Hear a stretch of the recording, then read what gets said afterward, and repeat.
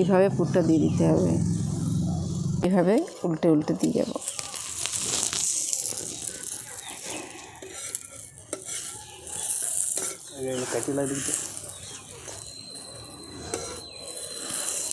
দেখুন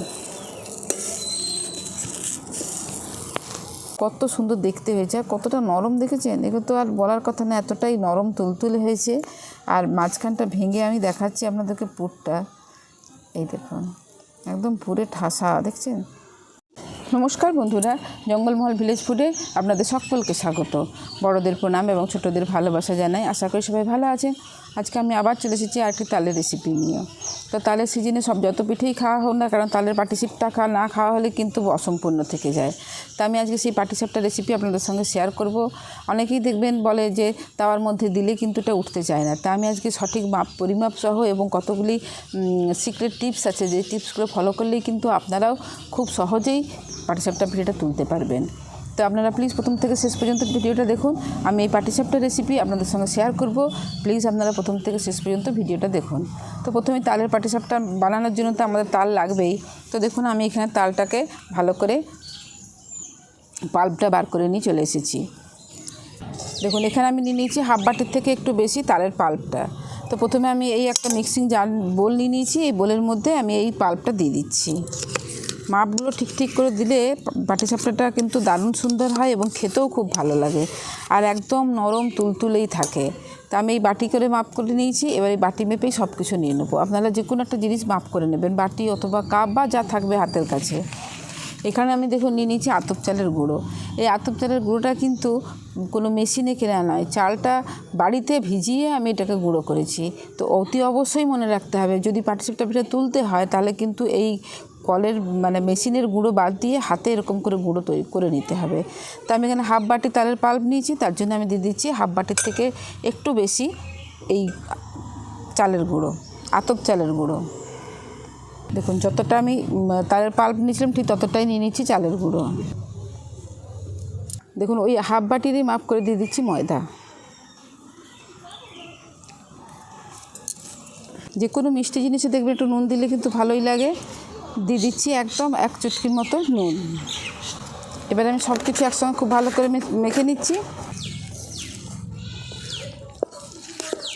তো কতটা জল লাগবে আমি সঠিক মাপটাও আপনাদেরকে বলে দিচ্ছি।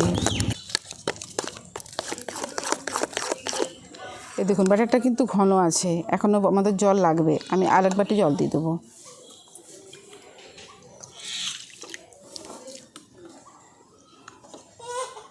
পাটিসাপটার ব্যাটারটা কিন্তু একটু পাতলা করতে হয়, তবে কি পাটিসাপটাগুলো নরম তুলতুলে এবং পাতলা পাটিসাপটাগুলো ওঠে।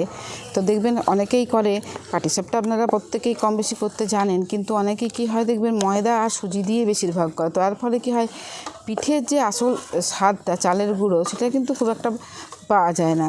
তা এই চালের গুঁড়ো দিয়ে এরকম মাপ দিয়ে আপনারা বাড়িতে করে দেখবেন, একদম নরম তুলতুলেও থাকবে আর খেতেও কিন্তু খুব ভীষণ সুস্বাদু হয়।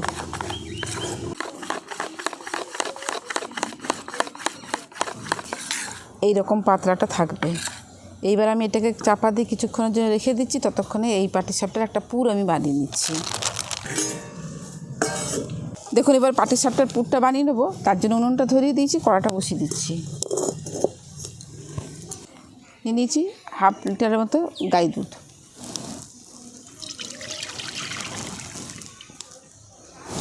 দেখুন দুধটা খানিকটা গরম হয়ে গেছে, হালকা গরম অবস্থাতেই আমি এখানে নিয়ে নিয়েছি 1 প্যাকেট গুঁড়ো দুধ। এই গুঁড়ো দুধটার মধ্যে দিয়ে দেবো। খুব গরম হলে দেখবেন যে গুঁড়ো দুধটা সেই মিশতে চায় না, একটা ডেলা পাকিয়ে যায়। ওই জন্য আমি হালকা গরম হয়েছে এইরকম সময়েই আমি এই গুঁড়ো দুধটা দিয়ে মিশিয়ে দিচ্ছি।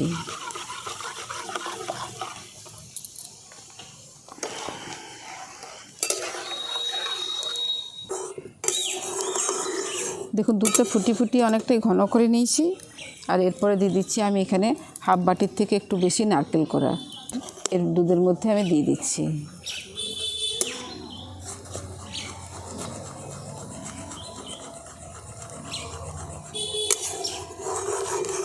আর এই নারকেল কোড়াটা দেওয়ার পরে আমি খুব ভালো করে নাড়িয়ে আবার দুধটাকে একটু আরও ঘন করে নেব। নারকেলটা দেওয়ার পর দুধটাকে অনেকটা ঘন করে নিয়েছি। এরপর আমি দিয়ে দিচ্ছি চিনি। আপনারা পরিমাণ মতো বা বেশি কম দিতে পারেন, মানে বেশি মিষ্টি খেলে বেশি দেবেন আর কম খেলে কম দেবেন। আমি দিয়ে দিয়েছি যতটা পরিমাপে আমি নারকেল কোড়া নিয়েছিলাম ঠিক ততটা পরিমাপে দিয়ে দিচ্ছি চিনি।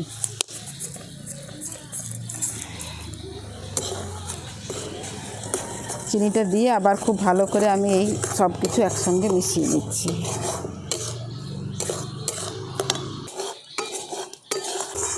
এই দেখুন খুব সুন্দর করে সমস্ত কিছু আমি একদম রেডি করে নিয়েছি।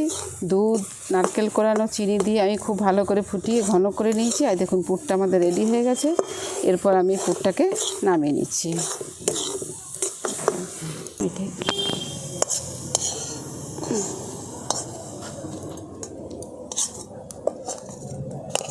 এই দেখুন খুব সুন্দর করে পুরটাকে আমি তৈরি করে নিয়েছি। সমস্ত কিছু রেডি করে নিয়েছি, পুরটাও তৈরি করে নিয়েছি, আর এদিকে পাটিসাপটার ব্যাটারটাও তৈরি করে নিয়েছি। এরপর আমি পাটিসাপটাগুলো তৈরি করে নেব। ননস্টিক প্যান নিয়ে নিয়ে এটা একটা লোহার তাওয়া খালি নিয়ে নিয়েছি, তাতের মধ্যেই দেখবেন কত সুন্দরভাবে উঠে আসবে। আর এই রেসিপিটি বা এই তালের এই রেসিপিটি খাওয়াটা কিন্তু স্বাস্থ্যসম্মত, তার কারণ খুব কম নামমাত্র তেল দিয়ে আমি এটা তৈরি করব।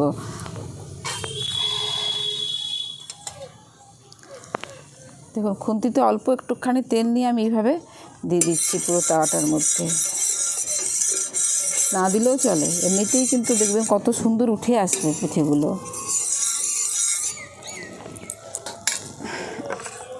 এই যে ব্যাটারটা তৈরি করে রেখেছি, এবার আমি এই ব্যাটারটা দিয়ে দিচ্ছি।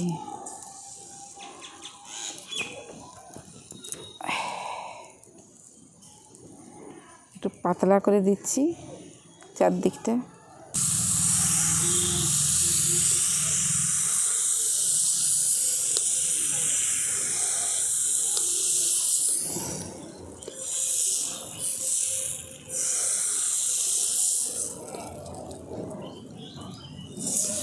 ওপরটা যখন একটু শুকনো শুকনো হয়ে যাবে, মানে তখন দেখেই বোঝা যাবে যে ওপরটা হয়ে গেছে বলে। এই দেখুন ওপরটা শুকনো শুকনো হয়ে গেছে। এরপর আবার আমি দিয়ে দিচ্ছি পুরটা। এরকম মাঝখান থেকে এক সাইড থেকে এইভাবে পুরটা দিয়ে দিতে হবে।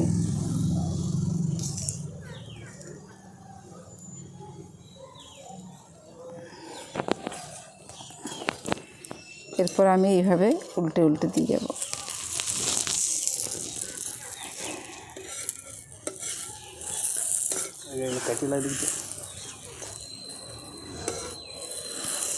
দেখুন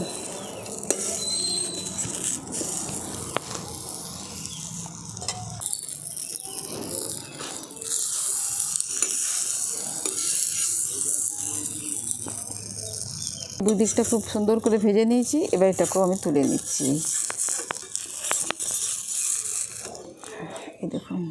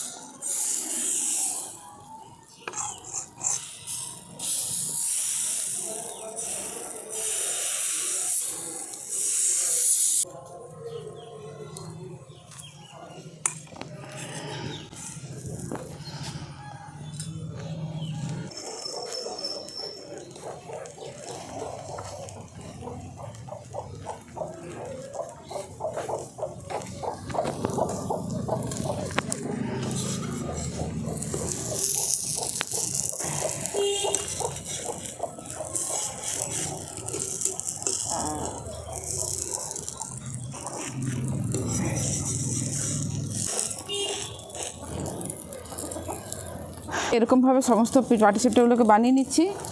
এই দেখুন সমস্ত কী বলে পাটিসাপটাগুলো আমার ভাজা হয়ে গেছে। এরপর এগুলোকে আমি নামিয়ে নিচ্ছি। কত সুন্দর হয়েছে দেখুন।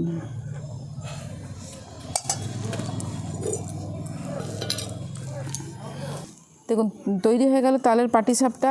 আর আমি যেই যেই জিনিসগুলো মাপগুলো বললাম ঠিক সেই মাপে করলে দেখবেন পাটিসাপটা তাওয়াতেও আটকাবে না এবং খুব সুন্দর তাওয়া থেকে উঠে আসবে। আর কতটা নরম হয়েছে সেটা তো আপনারা নিশ্চয়ই দেখেই বুঝতে পারছেন যে কতটা নরম হয়েছে এবং একদম তুলতুলে নরম এবং দারুণ সুস্বাদুও হয় খেতে। সুজির তো পাটিসাপটা হয় সুজি ময়দার, কিন্তু এইভাবে চালের গুঁড়ি দিয়ে একবার বানিয়ে খেয়ে দেখবেন দুর্দান্ত হয় খেতে। তা আজকে দেখুন দেখতেও কত সুন্দর হয়েছে পাটিসাপটাগুলো, কত সুন্দর দেখতে হয়েছে আর কতটা কতটা নরম দেখেছেন, এগুলো তো আর বলার কথা না, এতটাই নরম তুলতুলে হয়েছে। আর মাঝখানটা ভেঙে আমি দেখাচ্ছি আপনাদেরকে পুরটা, এই দেখুন একদম পুরে ঠাসা, দেখছেন কি সুন্দর হয়েছে না পাটিসাপটাগুলো, দেখুন। তো এইভাবে বাড়িতে বানিয়ে খেয়ে দেখবেন, দারুণ লাগে খেতে, দুর্দান্ত হয়েছে খেতে, দারুণ খেতে হয়েছে। আজকের এই তালের পাটিসাপটা রেসিপি আপনাদের কীরকম লাগলো অবশ্যই কমেন্টে জানাবেন। বাড়িতে এইভাবে বানিয়ে খেয়ে দেখবেন। ভালো লাগলে জঙ্গলমহল ভিলেজ ফুড চ্যানেলটিকে লাইক, কমেন্ট, শেয়ার করবেন এবং প্লিজ সাবস্ক্রাইব করে দেবেন। আর যারা ফেসবুক থেকে দেখছেন তারা প্লিজ পেজটিকে ফলো করে আমার সঙ্গে থাকবেন। প্রত্যেকেই ভালো থাকবেন, সুস্থ থাকবেন, সাবধানে থাকবেন। আজকের ভিডিওটা আমি এখানেই শেষ করছি। আবার আপনাদের সঙ্গে দেখা হবে পরবর্তী আরেকটি ভিডিওতে।